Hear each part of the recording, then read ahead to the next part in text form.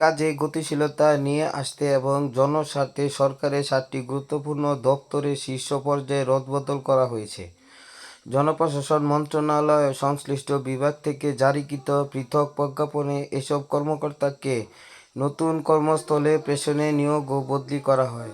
রদবদল হওয়া কর্মকর্তাদের তালিকা ও নতুন কর্মস্থল হল প্রধানমন্ত্রী কার্যালয় আর্থিক প্রতিষ্ঠান বিভাগের সংযুক্ত যুগ্ম সচিব মোহাম্মদ হেলাল উদ্দিনকে পেছনে প্রধানমন্ত্রীর কার্যালয়ের মহাপরিচালক হিসেবে নিয়োগ দেওয়া হয়েছে। আগামী 18 মে তারিখের মধ্যে তাকে বর্তমান কর্মস্থল থেকে অবমুক্ত হয়ে নতুন কর্মস্থলে যোগ দেওয়ার নির্দেশনা দেওয়া হয়েছে। হযরত শাহজালাল আন্তর্জাতিক বিমানবন্দর। বাংলাদেশের বিমান বাহিনীর স্কোয়াড্রন লিডার হাসান আকাশকে পেছনে বেসামরিক বিমান পরিবহন ও পর্যটন মন্ত্রণালয়ের অধীনে হযরত শাহজালাল আন্তর্জাতিক বিমানবন্দরের উপপরিচালক পদে নিয়োগ দেওয়া হয়েছে। স্বাস্থ্য অর্থনীতি ইউনিট।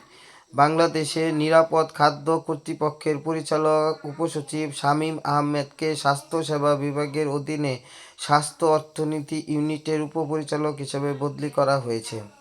ধর্ম বিষয়ক মন্ত্রণালয়। ভূমি মন্ত্রণালয়ে কর্মরত উপসচিব মোহাম্মদ সাইফুল ইসলামকে ধর্ম বিষয়ক মন্ত্রণালয়ের অধীনে দেশের বিভিন্ন স্থানে সমর্থিত মসজিদ নির্মাণ ও সংস্কার শীর্ষক প্রকল্পের প্রকল্প পরিচালক হিসেবে নিয়োগ দেওয়া হয়েছে।